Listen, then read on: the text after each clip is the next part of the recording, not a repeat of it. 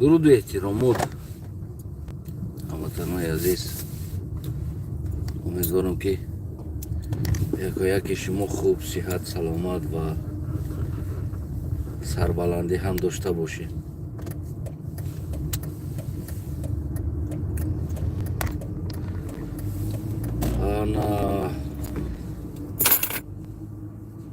баёнияи имом Алӣ Раҳмон ё сухани солонаи имом Алӣ Раҳмон ё пайғоми имом Алӣ Раҳмон ба мардум, ҳар чизе ки хоҳед ҳамо аст.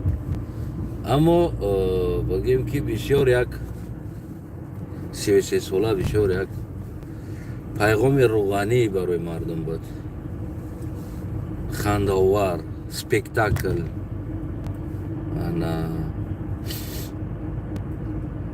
боз ура қайчӣ карда, ҳамон изо накашида, шарм надошта, дар болош мусиқиёи скрипка монда, гӯё ки бисёр як гапҳои аламовар, бисёр як гапҳои зур, бисёр як гапҳои меҳрубонӣ, бисёр як гапҳои муҳими сиёсӣ гап зада истодааст. воқеан аламовар аст дар ҳолати як президент як кишвар 33 сол ҳукмронӣ карда, тамоми мушкилиҳои ватан як тараф монда, ӯ ба моро мебурояд, нақл мекунад, модар, барф, борон, об, намедонам чун чиҳо гуфта истодааст да, ки мо чӣ қадар мушкилиҳо аз пеш дорем ва чӣ қадар мушкилиҳоро пушти сар кардем. ҳама ин боиси гуфтан, боиси бигем ки кор кардан, боиси болои и фикр кардан буд. мо гуфтем аз забони президент мебироя, мега ҳамихел воқеаҳо шид, шароитҳо шид, дигар мо талош мекунем, кӯшиш мекунем. албатта он инсонҳое ки дигар лаёқати бигем надорад, ҷавонои нава мо дигар таъин мекунем.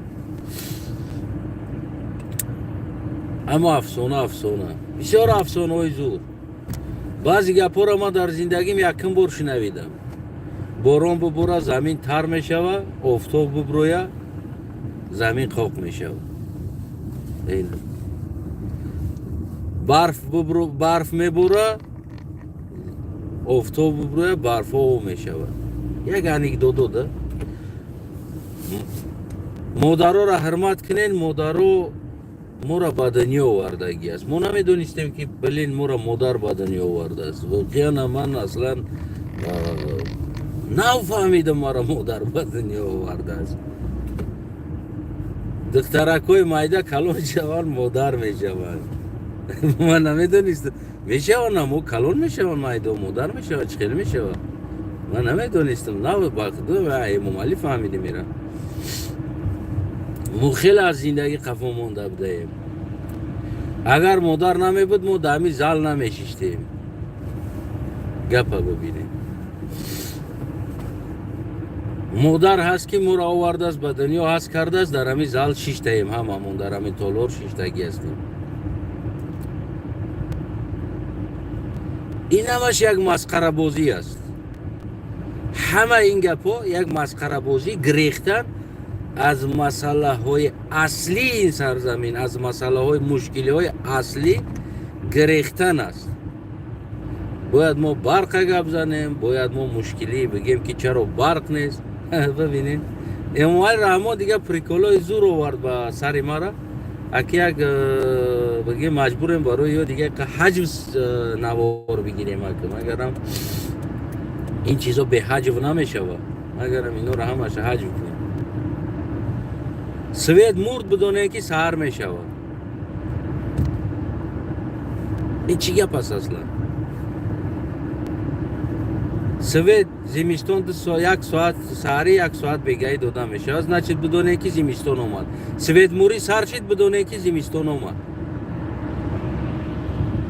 ман намефаҳмам ин бигем ки ин аз куҷо ин ахмақӣ. як президенти 33 сола агар тормози кам аз канда шид, баъд кулоб дар чанд хонаҳоро мезанад, ҳатман хонаҳоро мезанад. یعنی این انسان بیانیه داده ایستاده برای مردم باید سال آینده چی کار کردن در کار است، برنامه چی است، ما چی مشکلی داشتیم، چی مشکلی را پس سر کردیم، چند جوانای ما قربانی شدن در اوکراین، چقدر ما دپورت شده ایستادیم در روسیه. آیا این مشکلی هایی که روس در سر تاجیک بار کرد، کراک سیتی، دیگر مشکلی هایی که ما داریم باید بگیم برای مردم که ما یا را پیگیری میکنیم، همکاری میکنیم، ما حق و جوانو را طلب میکنیم. هزارها جوانای ما به یگان چیز پشتی زندان روسیه در شیشتگی هستن، حالی که تاجیکستان اخی چه طرف میمونیم به هیچی. پروستا تهمت، پروستا اوروسا محقول نشید، پروستا اوروسا دچهش ریموند کرد، اینو اوروس نخواست پول بده پستوید کرد جوانو را ترما کرد. ما میلیون مشکلی داریم، میلیون مشکلی. اما پرزیدنت برآمده است میگه نه گولاکو دخترکو کلان شوند مادر میشوند، مادرها را قدر کنین. بو دا بالای اسکریپکا موندی، یعنی کدومی دیگهش گرفته، کدوم دلبایوبی دیگه. گویا که گنده گپی زور گپ زیسته، گویا که خلق نمیدونه چی گپ است. در تاجیکستان به کلمه اوچه فلان کنم و چشه فلان کنم فلانی اوچه یگان انسان گپ نمیزنه، یگان انسان گپ نمیزنه. خصوصا خطلان یگان انسان روز نیست که در کلمش اوچه فلان کنم فلانی اوچه فلان اوچه فلانی اوچه فلانی اوچه.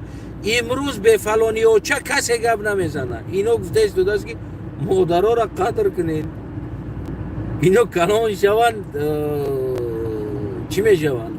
مادر میشوند. نیکولاکو کلان شوند. آینده با ما و توری گفته است آینده من توری دلبایوبا را میزاید، بعد ما و توری دلبایوبا با آمده در همین تالار جمع میشیم.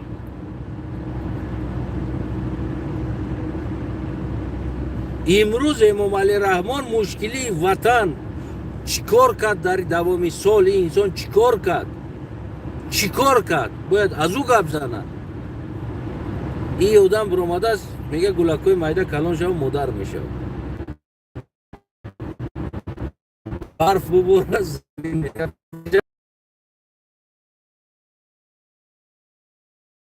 افتاد میشه. شب شد значит بس بدونه روشنی کشید بدونه روز شده است. شب دادمو خواب میکنن روز نمیخیزن. این من نمیفهمم این چی گفته است تو دست چی میخواه بگه. این پروستا نمی بیانیه سالانه که داد مردم داد. گویا که سالانه سخنرانی امام علی رحمان گذشت. گفت امام علی رحمان همون یک جایی که همون زورش اومدگی است، هم جای زور داره. دخترها کلان شوند مادر میشوند، او را دیگه اسکریپکا و پیانینا و موسیقی و غمگین کرده. گویا که بسیار یک سخنی غمگین، موسیقی های غمگین کرده بریده دیگه اینترنت و دیگه همون جاشه چوب کرده است. هم قصد سخن گفته است با فکرم در حساب.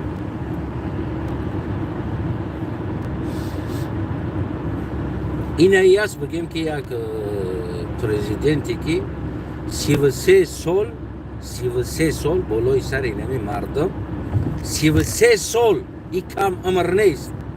33 سال میفهمی نمیرم، این کم نیست، یک عمر انسان است. میفهمی؟ نیم عمر انسان است. یک انسان اگر 66 سال زندگی کنه در حیاتش، انامور از تولد چیدگی نیم عمرش است. اینمی انسان پرزیدنت است بالای سر مردم در شما ده با شما ده. گپایی که این گپ زده ایستاده است نه معنی داره نه منطق داره، هیچی نداره و اصلا اگر بگیریم بر بگردیم دخل در سیاست نداره. این گپ حاجی میرزا است، میشینه در مسجد مادراتون حرمت کنین، گولاکو کلان شوه، اینا تولد میکنن، اینا مادر میشون، اینا فردا بگیم که مادر میشون، اینا آینده تاجی. این گپ حاجی میرزا باید باشه، نه گپ امام علی رحمان. ما دورگ نیستیم ندونیم که ما از مادر به دنیا آمدیم. دیدن کدامه که مادرشون نو احترامی کنن. در بعض آن کشورها انسان ها بسیار مادرهاشون بگیم به احترامی میگذارن. ما احترام باید کنیم. یعنی کشورهای دیگر گنده هستند در حق مادرشون. ما باید جای اول باشه میکوره کردن. 3 میلیون مردم تاجیکستان 3 میلیون در درون واگن خواب رفته ایستادن. اگر که امام علی رحمان خبر نداشته باشی در زمستان روسیه در واگن خواب کرده ایستادن، خاطری که مادرش شکمش سیر کنه، خاطری که مادرش گشنه نمونه. این 3 میلیون جوان در روسیه اونجا دیسکوتک رفته گیان. فکر میکنی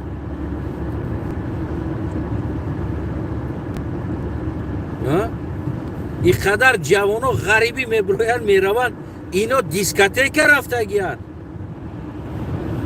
جوان در داخل واگن رول تان میخوره که اوچش نه پول رای کنه، اوچش پرادکتا کنه در خونه، بگیم خوراکه بگیره، همراه بگیم همون چیا بخوره، پدر مادرش قطعی همراه گولکا بخوره. تو باکی گفته ایستادی که مادر تا حرمت که گفته باکی. اگر تو قدر زن میدونستی قدر مادر همون تولار بدگی ها همون حشرات هایی که شیشته بدین همراه دیپوتاتو و غیرات میدونستین که مادر چیست، مادر چیست. شما سویتا نمیکشتین در زمستان برای که اونجا باقی مانده بگیم که 3-4 میلیون مادر زندگی میکنه، پیر کم پیر اونم گودکای یاش. اگر شما میدونسته که اون گودکای یاش کلان شوند مادر میشوند، عقل شما اگر ایره میگیرید و قدر ایره شما میدونستین، همون گودکای یاش مکتب خونده ایستاد، از حال مکتب اتپلین قطعی تامین میشید که تا که او کودک مادر شو در پرتای خنگ 11 سال نشینه. میفهمی نمیره؟ شما با کی نصیحت داره نیگه پورا؟ کی روان کرده ایستاده؟ مثل همونه که روبا اگر مرغ دزدیدنی شوه، نمیدونم شما این چیزا رو میدونین مردم آبادی، ما مردم کیستان را زندگی کردگی این چیزا میدونیم. روبا برای اخوته کردن خروس میویه در نزدیکی های دومو در تای یگان علف بجا میشوه، صدای مرغ میکنه روبا. کدام تو شنویدگی هسته نمیره؟ روبا برای دزدیدن های خروس صدای مرغ میکنه. امروز همین برنامه امام علی را سالانه را ما تماشا کردم، عیناً نمو قشلاق در یادم زد که روبه ها برای اخوته کردن مرغ خروزا می اومدن در نزدیک قشلاقا صدای مرغ میکردن، قد میکردن. خروزا میروان مرغ یگان مشکلی ده زد گفته، بعد شرطی میبروی میزنن خروز میدزده میروان. امروز شما عیناً نمو روبایی هستین که در تالار گویا که غم مردم و صدای مرغ دارین که تو که خروزا بگیم که یا بگه خیلی نبینین نه جرت وای ما هست، این قدر غمخوری ما هست. کدام شنیدگی هستین همین چیزا که روبا صدای مرغ میکنه. بعد در قشلاق هم خیلی میشوه، یک صدای مرغ شوه اگر از او دورتر صدای مرغ شوه سرازا بگیم که چکار میکنن، یگان آواز میبرورن، یگان سنگ میپرتوین، یگان قلوخ میپرتوین همو طرف دا، یا یک گودک روی میکنن بده و همسونو دا قلوخ پرتو بگیم که بعد میدوه درور تای همو علفو دا قلوخو قطی میزنه، سنگو قطی یگان چی قطی و دو روبا میگریزه میروه. امیره دیدگی هستین کدامی شنویده باشین بنویشین که روبا صدای مرغ میکنه، ولی با هستن بگیم گراتسکویی که میگن که چی خیلی روبا صدای مرغ میکنه. گفته چی میکنه؟ روبا برای دزدیدن مرغا و بگیم خروزا نزدیکی قشلاق اومده، تای یگان علفو در اومده آواز مرغ میبروره، قد میکنه. خیال میکنی که на самом деле مرغ است در همونجا بگیم ژرتوا شده ایستاده است.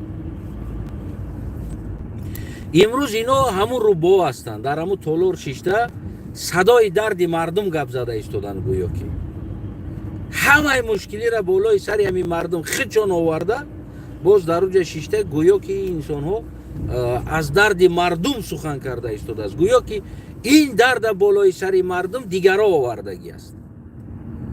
میفهمید؟ گویا که این درد در مردم از دیگرها آوردگی است. اینا را یگان امریکانس آوردگی است، نمیدونم یگان فرانسوز آوردگی است، یگان کیتایس آوردگی است. این مشکلی را بالای سر مردم اینا برآمده از درد مردم گپ زده ایستاده است. خودی خداشون 33 سال این مشکلی، این درد بالای سر این مردم آورده، امروز با برآمده خودشون غمخوری از این مردم کرده ایستاده. گویا که این مردم در عذاب است، این مردم در خطاب است، ما باید ایتا کنیم، نمیدونم ما باید دیگر کار کنیم، باید فلان شید و دیگر شید. باری هم 33 سال از فروختن سوید نگفت. امام علی رحمان باری هم از خریدن سمالیاتش نگفت. امام علی رحمان باری هم از نبودن اتاپلینی صحبت نکرد که ما 33 سالیست توف در روی ما واری حکومت پارلمان و پرزیدنتی که ما باید در 33 سال اتاپلینی میکردیم، اخلا بالینسا را اتاپلینی میکردیم. همون مادرایی که تو واری حیوانا را میزویه و این ما واری بگیم که ترسو را میزویه، ما در بالینسا میزوانیم. امام علی رحمان هم بالینسا اتاپلینی ندارن، یخ واری خنکه مادر از زایدنی میبری، از کفاش یک تاکسی دیگه کورپاچه میبری. زنک از زایدنی بری، از کفاش یک تاکسی ده کورپاچه، چوینیک، پیولا، کوسه، طبق، بگیم چای قوق، کارتوشکا، پیوز قطیش میبری. گویا که در اونجا کوارتیر گرفتگی. همون یه هفته در اونجا میسته، 4 روز میسته، احوال همی احوال است. یا 10 روز میسته، تبابت میکنه. اونا واس بالینسا، حال بالینسا یک کراوات قوق استالینی بگیم همونجا ایستادگی است، یگان شرایط نداره. کورپا تا خودت میبری، کورپاچه تا خودت میبری، پروستین پادادیالنیک تا خودت میبری، کوسا و طبق تا خودت میبری، بگیم همه چیز تا خودت میگیری میرای، در بالینسای تو خوب میرای، با پول میسپوری در همون کراواتی خولی، با پول شوچی که پول سویت هم موج برامدگی است، باز با پول سویت هم میسپوری. من همون گولاکو را خوب اونده بدم در بالینسا، ولی پولی همون شوچی هم اشتودگی است، همون شوچی کد حاضر با در بالینسا پول شوچی الهیده میسپوری، سویت استفاده بردگی تا هر کس الهیده پول میسپوره. این امام علی رحمان برای ما گولک کلان شود، این دخترها کلان شوند، مادر میشوند، با ما نقل کرده ایستاده است، برآمده است. سالانه یک تالار را جمع کرده. شما اگر هم یک تالار انسان عقل می داشتین، شما اگر فراست می داشتین، این مردم در این احوال نمی آوردین. شما حداقل نیاز اوله انسان هم می کردین، این مردم اینقدر نمیشید. یعنی در زمستان گرمیشان می دادین،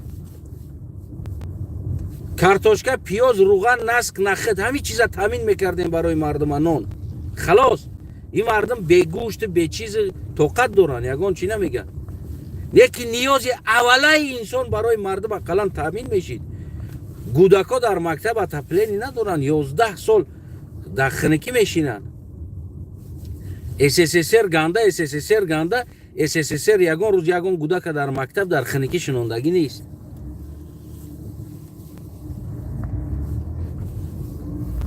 میفهمی نمیره سایوز گنده.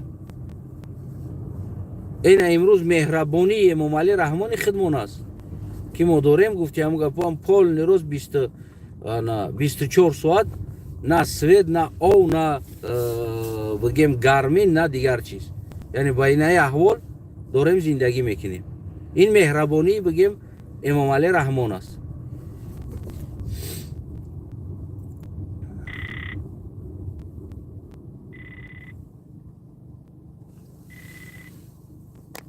نمیفهمم در این زمان تلفن کردن کاری خوب نیست.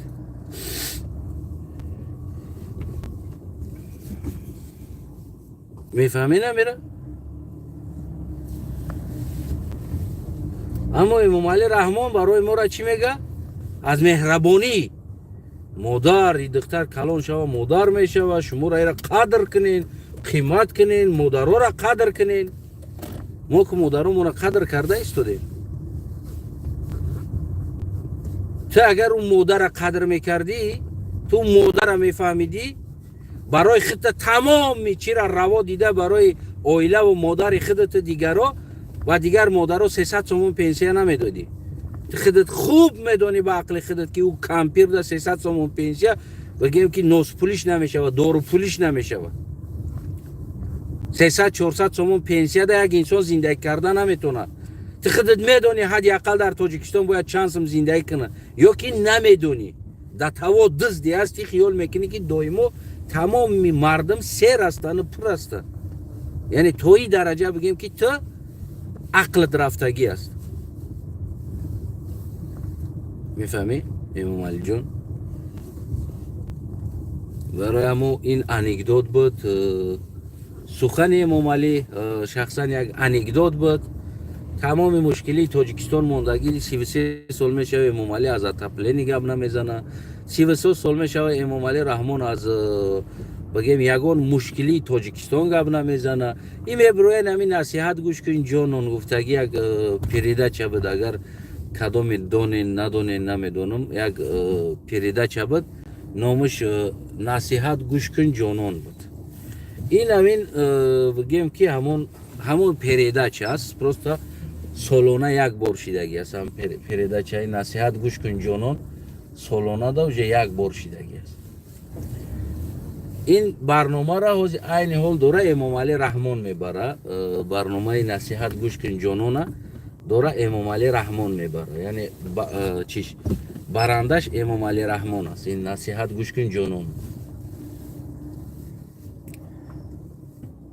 این همین است دوستای عزیز. این دیگر یگان بگیم که یگان نویگری نبود در اینجا، یگان برای ملت نبود در اینجا بگیم که این مسئله ملت بود یا که حل مسئله برای سال آینده نبود که مثال گیریم بگه که خیلی اتپلینی میکنیم این اتپلینی ها نیست.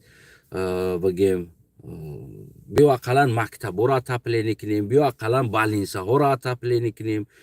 در همون جا یک انسان بیمار میشوه میروه، در اون جا یک گودک علمگیری میروه 33 سال میشوه. ما نمیگه مردم خونه شوه که اتپلینی بالینسه اتپلینی بگیم همون مکتب برای گولکو 7 ساله میروه در پرتای خنک میشینه.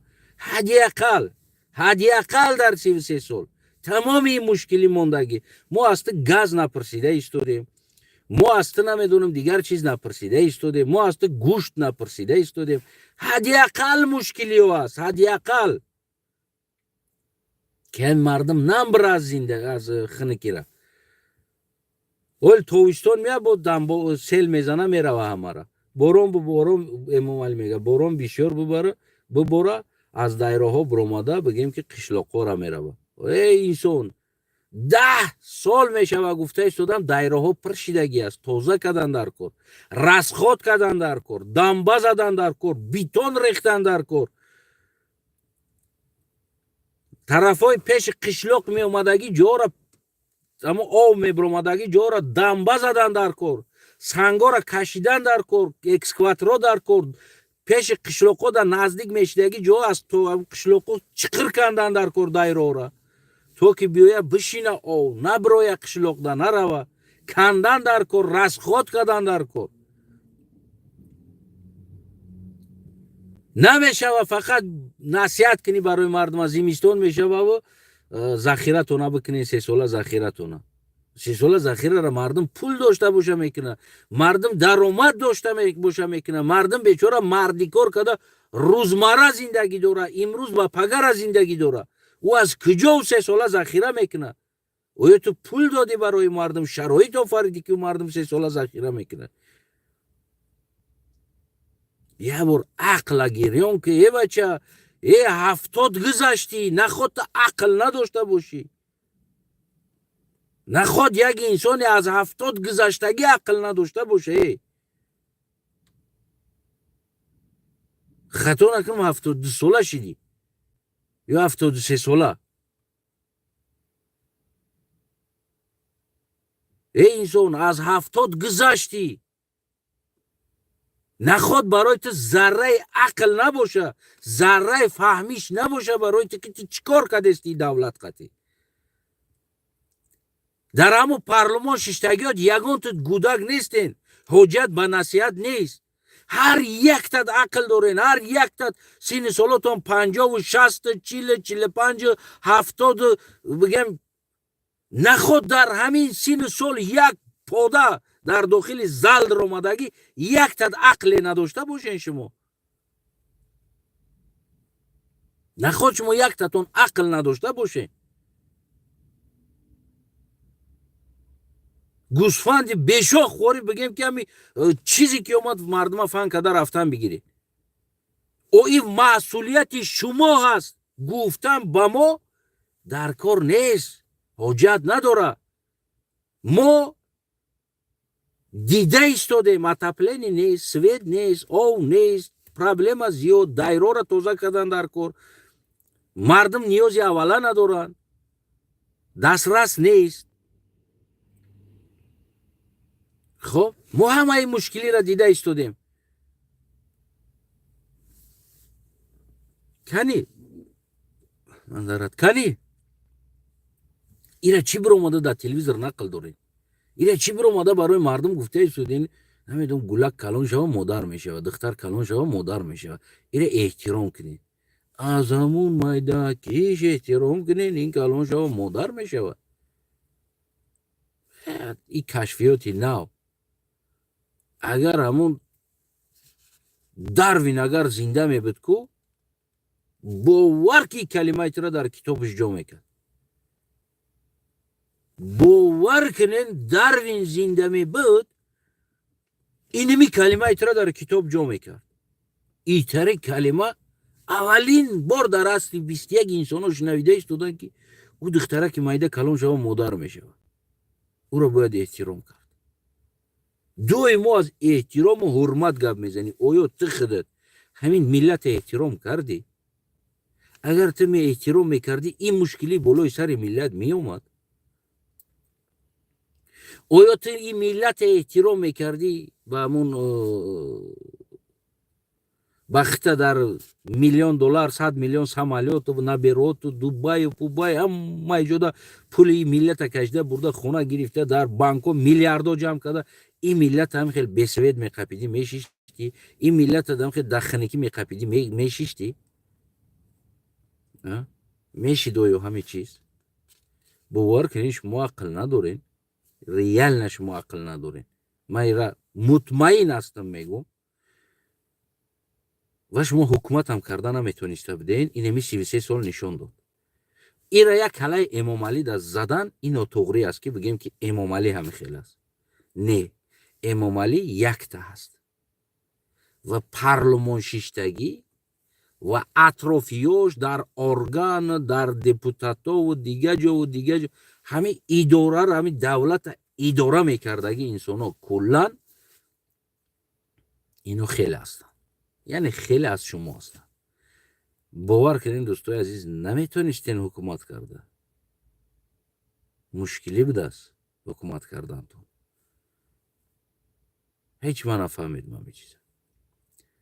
نخود دوا از یک انسان ببینید یک انسان براش یک چه قدر داره. اگر او انسان مثلا چه تاجیک میگنده، اگر تاجیک بدن برای اینو قدر میداشت کو بعد مستقلی گرفتن یه نمود تاجیک میساختن کو همین دیدگی آدم کو حواسش باید کنده که و تاجیک ساختنده ببین چه خیلی ساختن. اینو نه چی در مشکلی بدن، اینو در زیر ترکا بدن، اینو عذاب داشتن، ترکا اینو را حق نمیداده بدیان. اینا ببین حقشون گرفتن، چه خیلی وطن ساختن، چه خیلی ملت ساختن، چه خیلی علم در روش کردن. گفتگی گپ میشید ده باید.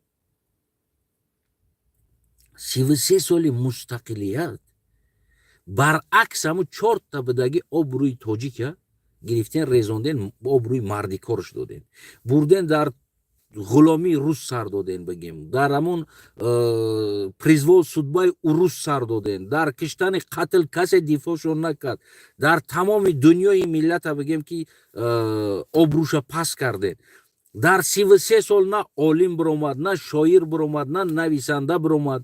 бигем инами чиз нишона ҳаст. инсон миллат сохта наметониста будаин.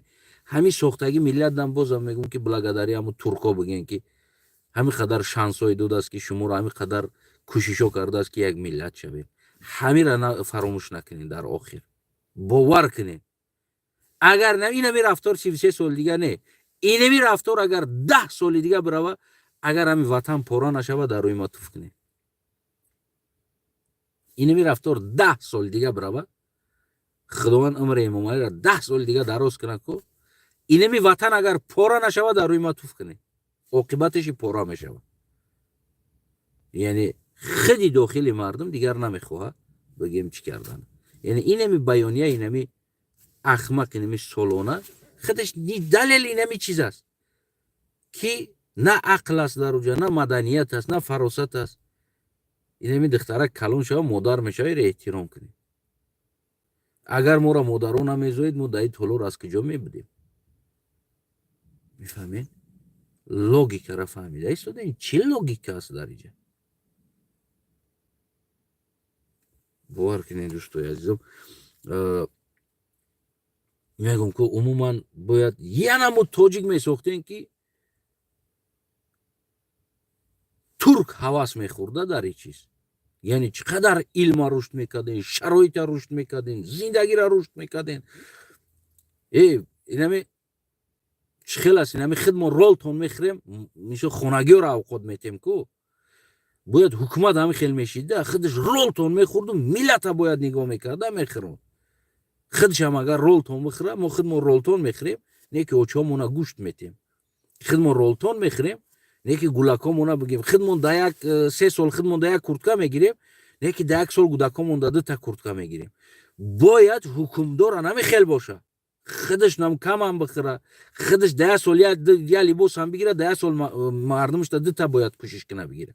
бояд то инаи дараҷа месохтан ки олами турк ҳасуд мехӯрд тоҷик шиданда, яъне сохтани тоҷикда. имрӯз воқеан олам механда дари ҳоли мо, механда.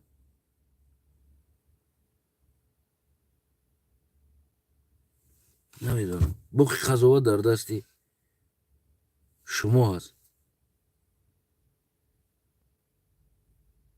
метавонед фикру назартона бинависед. оё и чӣ баёния буд? оё шумо медонистед ки мо духтарак калон шава, модар мешава?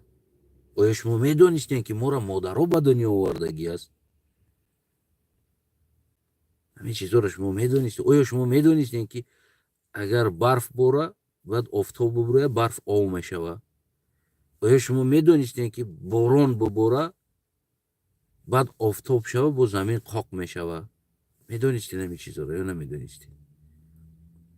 агар Дарвин зинда мебуд, хича дор мекашид. бовар кунед, Эйнштейн зинда мебуд, агар ҳозир хича мерафт, дор мекашид. барое ки иққасол кашфиёт кардан, ин кашфҳои Эмомалиро ӯ намедонистанд ки мо аз модар ба дунё омадагием. ин духтаро калон шаванд, модар мешаванд. ин чизҳоро ӯ намедонист. мисол борон бубора, замин тар мешава, офтоб биромад, замин қоқ мешава, торик шава, значи чап мешава, бо рӯшанӣ шид рӯз мешава. ина намедонистанд ӯ. Дарвин, Эйнштейн бигем, мо олимои бузург намедонистанд. ина фақат нами Эмомалӣ медонистааст.